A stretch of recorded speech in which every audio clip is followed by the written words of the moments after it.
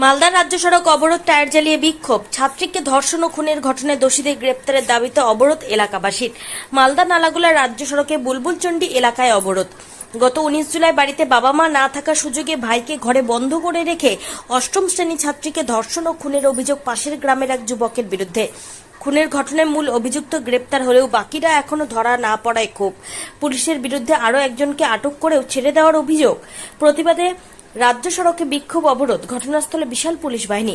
অবরোধের জেরে ব্যাপক যানজট। সপ্তাহের প্রথম কাজের দিনে অবরোধে দুর্ভোগে পড়েন প্রচুর মানুষ। আসামিকে ধরে নিয়ে গেছিল, ধরে নিয়ে গিয়ে থানা থেকে কেন ছেড়ে দিল ওকে? কেন ছাড়লো এটা আমরা চাই। মোট কতজনকে ধরেছিল? মোট ধরেছিল দুজন, তার মধ্যে একজন সারেন্ডার করেছেন আর একজন হচ্ছে ধরে নিয়ে গেছিল। তো ধরে নিয়ে গেছিল, একটা ছোট মোটো কেস হলে কোর্টে পাঠিয়ে দেয়। আর সেটা মার্ডার কেসের আসামিকে থানা থেকে কেন ছাড়লো? মার্ডার কেসের আসামিকে কেন ছাড়লো? তার জন্য আপনারা কি করেছেন? তার জন্য আমরা পদক্ষেপ করেছি। কোথায় করেছেন?